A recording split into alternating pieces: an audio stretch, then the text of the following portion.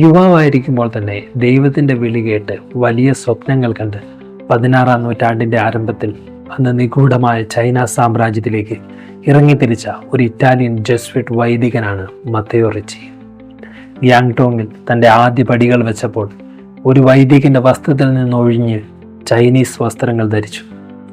അവരുടെ ഭാഷയും സംസ്കാരവും പഠിച്ചു.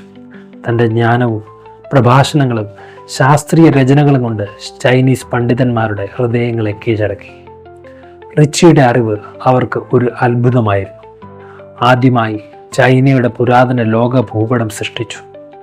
അവിടെ യൂറോപ്യൻ ശാസ്ത്രം, ഗണിതം, ഭൂമിശാസ്ത്രം എന്നിവ പഠിപ്പിച്ചു. റിച്ചി നമുക്ക് കാണിച്ചു തരുന്നത് അറിവിൻ്റെയും അധ്യാപനത്തിൻ്റെയും വഴിയാണ്. സാമുദായികവും മതപരമായ സമാധാനത്തിലുള്ള വഴി അധ്യാപനത്തിലൂടെയാണ്. അറിവ് നേടാനും അറിവ് പകർന്നു കൊടുക്കാനും അങ്ങനെ സമാധാനം സ്ഥാപിക്കാൻ നമുക്ക് സാധിക്കട്ടെ.